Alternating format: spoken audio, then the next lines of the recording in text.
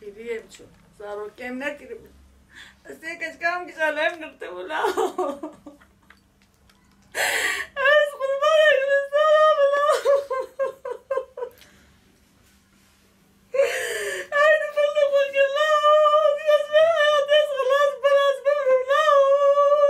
Diyoruz bölüm la. Fıgıya kabul mu la. Ay gülüş sana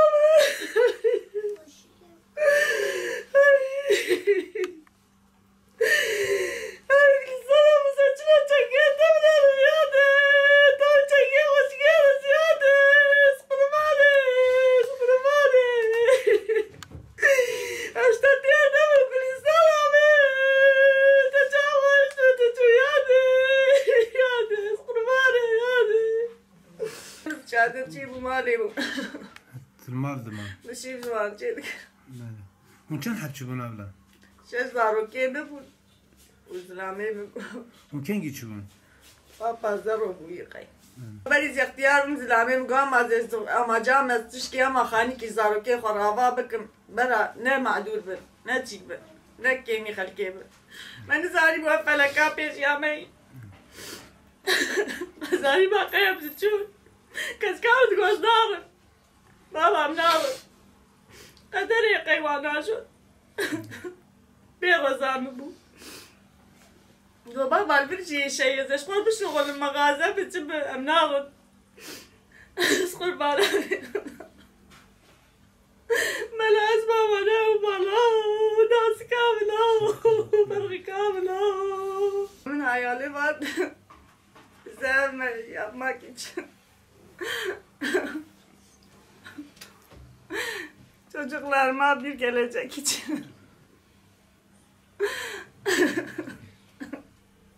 hayalleri elim kaldı. Hep hayali. Çocuklarımız küçüktü. Çabalıyordu, geçimimiz zor yapıyordu. Kızım rahmet etti, kocamla birlikte. Ben de çocuklar, küçük çocuğum orada değildi.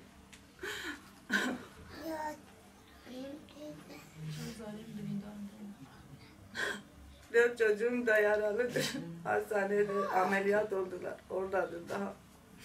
Birer bize yardım etsin. Birer dağıtsınlar bize.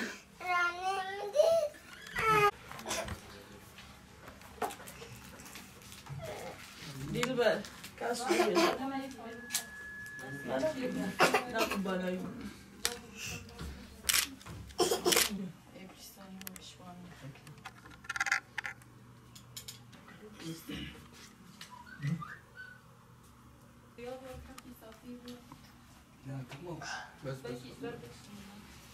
Faruk Boz'un abisiyim. 15 gün önce Sakarya Hende'ye çalışmaya, fıstık toplamaya gittiler. Duyduğumuzda zaten abimle kızı 18 yaşında Gülistan Boz orada hayatlarını kaybetmişti. 4 tane yaralı çocuğu var. 2 kızı, 2 oğlu. Yani biz yıkıldık zaten. Biz kesinlikle öyle bir şey yok dedik. Zaten biz cenazesini görmeden biz hayatta öyle bir şey beklemiyorduk. Allah kimseye göstermesin. Oraya çalışmaya gideceğim dedi. Ev hayali vardı. Yeni bir ev yapacaktı çocuklarına. Maalesef hayali gerçek olmadı. Bütün yetkililere sesleniyorum. Artık böyle bir şey olmasın. Bir el atsınlar. En az da hayali gerçek olsun. Cumhurbaşkanımıza, başbakanımıza sesleniyorum. Valimize, kaymakamımıza. Şu ana kadar Allah razı olsun. Cenazeleri buraya kadar getirdiler. Sahip çıktılar bize. Bundan sonra da yine sahip çıkmalarını istiyoruz.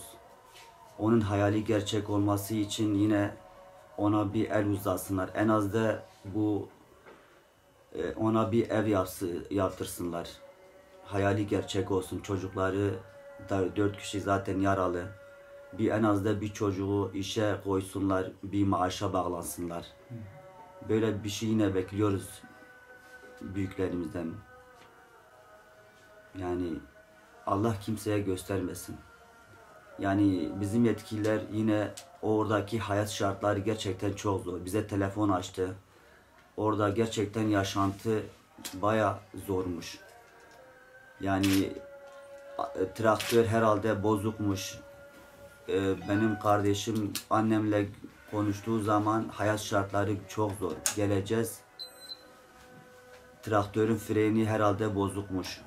Yani oradaki bu yetkililere sesleniyorum. Yani artık böyle bir acı kimseye yaşatmaması için yetkililer bir el atsınlar. Yani kimse artık böyle bir acı yaşanmasın. Biz bunu bekliyoruz. Biz gurbete gittiğimiz zaman şartlar çok zor. Bir de mağdur insanlar gittiği zaman orada perişan ve fezebe şekilde oluyorlar. Bu acıyı biz çektik.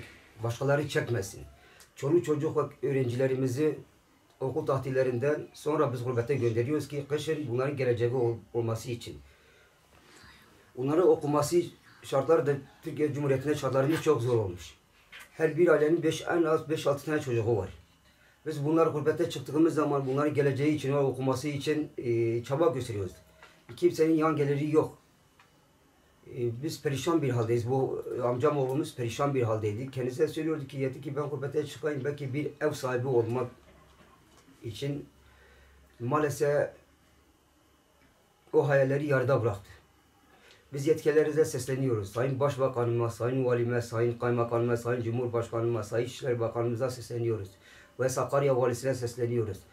Oradaki hak da bizim, buradaki hak da bizim. Bu çocuklara sahip çıkmasını istiyoruz.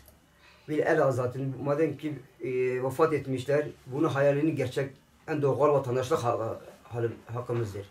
Ev hanımları mesela evlere gittiği zaman günlük sigortası yatırılıyor. Maalesef bunların sigortası da yok. Orada çalışan gider. Yemesi 40 milyon, 30 milyon, 50 milyona çalışıyorlar. Evet. Maalesef canlardan da oluyorlar. Bu kazada kusuru olan, ihmali olan varsa herhangi kimse cezasını çekmesini istiyoruz. Tek gözlü bir evi, bu evi yapmak için işte hayali vardı. Yetkililere sesleniyoruz, yardımcı olsunlar.